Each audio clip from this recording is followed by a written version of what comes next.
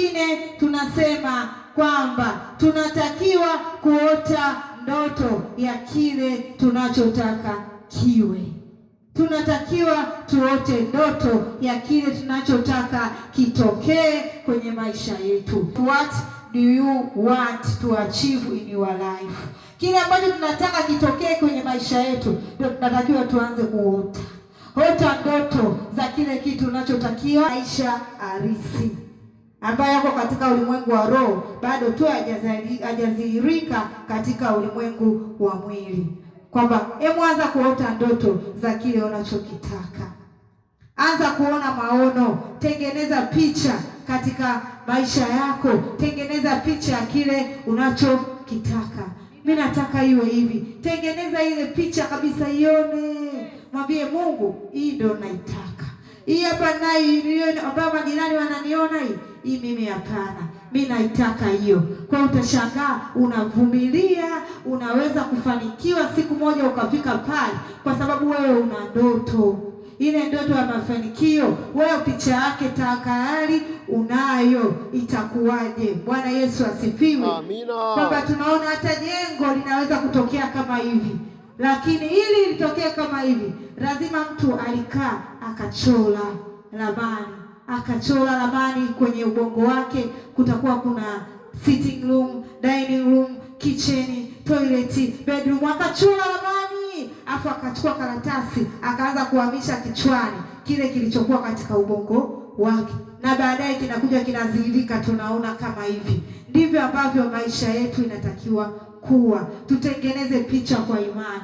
Mwambie Mungu, mimi nataka maisha yangu yawe hivi. Unaanza kufumba macho, unamwambia Mungu yawe hivi, lakini peke yangu siwezi. Ninaomba wewe Roho Mtakatifu unisaidie. Nifanye nini? Ndio Roho Mtakatifu anakuambia mtolee Mungu, tumika kwenye kazi yake, fanya hichi, hicho kitakuja, kitatokea. Bwana Yesu asifiwe. Amina. Bwana Yesu asifiwe sana. Amina, amen. Jambo lingine tunasema unatakiwa usiangalie nini cha kupata, bali ni nini cha kufanya. Tusiangalie hasara. Acha kuangalia zile hasara ambazo unaziona. Angalia nini cha kupata.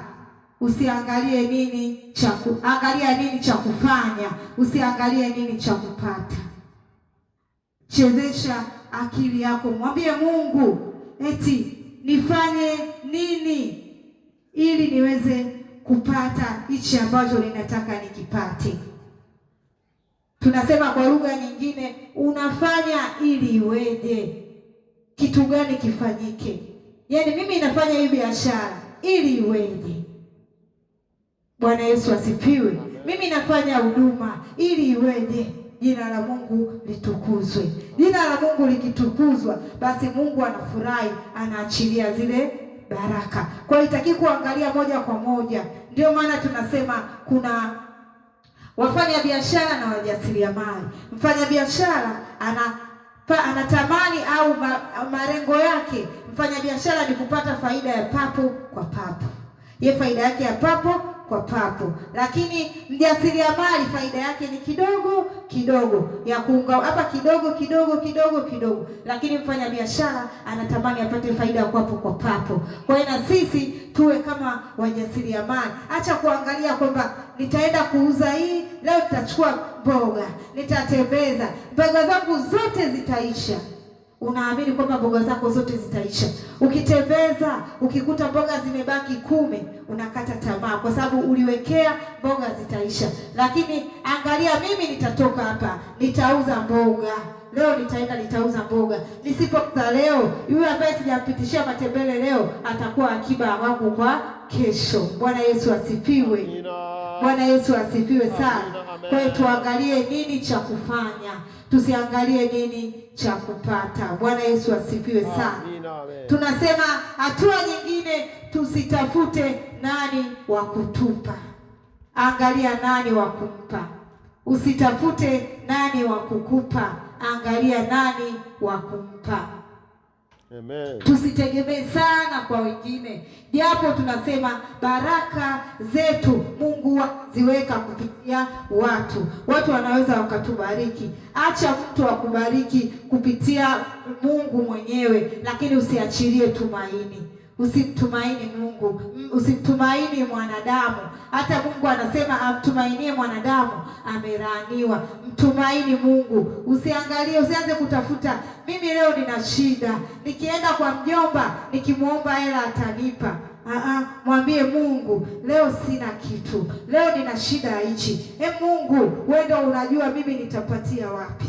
Mungu utaona anakuambia sawa, nenda kwa fulani. Kwanza umeanza kumtumaini yeye. Bwana Yesu asifiwe. Kwamba tuangalie nini cha kutoa, tusiangalie nini cha kupewa. Bwana Yesu asifiwe. Amina. Bwana Yesu asifiwe sana. Amen. Kwamba tutambue sisi tunapokuwa tunatoa ndipo baraka zetu zinakuja. Tukiangalia kwa watu wa imani ya upande mwingine, wanasema kwamba siku zote mkono unaotoa huwa unakaa juu. Wanasema unaotoa unakaa juu, unaopokea unakaa chini. Kwa hiyo wanaamini yeye anapotoa anainuliwa. Wewe utakuwa unasogea tu kwa kadri anavyokupa kwa nguvu yake, lakini anapotoa anaamini yeye anainuka. Na wewe unainuka kwa sababu umesaidiwa. Ulikuwa unashika mtaji, umesaidiwa. Yeye amekupa, anainuka. Alikuwa hapa, anainuka. Kuoga wanaamini hivyo. Hata ukikupa kitu, ukimpa mkono mwingine wa kupokea, anakataa. Kwa sababu anajua ule mkono sio wa baraka. Hauwezi kumboost yeye akaenda juu. Bwana Yesu asifiwe. Amina. Bwana Yesu asifiwe sana. Amen. Kwa hiyo sisi tuwe watoaji. Kama kuna baraka zitapitia kwa mtu, basi Mungu mwenyewe aruhusu, sio sisi tuzitake kwa huyo mtu. Bwana Yesu asifiwe sana. Bwana Yesu asifiwe sana. Amen. Kwa hiyo tunaona baraka zetu zote, mafanikio yetu yote, tukaweza kuinuka pale tuliposhindwa, kama tunaweza tukapitia katika hatua chache ambazo tumeziona. Bwana Yesu asifiwe. Amina. Kwa kumalizia hapo, naenda kumalizia, tunasema kwamba what do you do when you fail? Nini cha kufanya pale unaposhindwa? Kitu kingine kwamba tunatakiwa tugundue kwa nini katika nini. Kwa nini katika nini? If you discover why in what, you will get a solution. Kama utatambua kwa nini katika nini, unaweza ukafikia. Na ili tuweze kutambua kwa nini katika nini, sisi hatuwezi, ila Mungu ndiye anaweza kutusaidia. Bwana Yesu asifiwe. Amen. Bwana Yesu asifiwe sana. Amen. Kwamba tunaona hata kuna nyakati Yesu akawa ameona wakina Petro wamekaa pembeni wanaosha nyavu. Akawaambia, chukueni nyavu, twika mpaka kilindini. Wale walikuwa wamechoka, wamevua samaki usiku kucha, hawajapata, na usiku ndio wakati wa kuvua samaki, lakini hawajapata. Yesu anakuja kuambia ni wakati ambao jua limetoka kweupe, kwamba shusheni nyavu. Lakini wakagundua pale pale huyu anayesema sio mtu wa kawaida. Wakasema, kwa neno lako nitashusha nyavu. Petro aligundua kwa nini katika nini. Ili tujue, tunatakiwa tumruhusu Roho Mtakatifu ndiye awe msaidizi katika maisha yetu tulionayo. Na ili tuweze kushinda hii yote, kuinuka pale tulipoanguka, tunatakiwa tusikilize mchungaji anasema nini. Neno linalonenwa kuanzia Januari mpaka Disemba ndio linaloweza kutuokoa kutoka katika ile hali tuliyokuwa nayo. Leo mchungaji atakuja na habari za kusema kwamba atamuongelea kwamba Jemedari Naamani.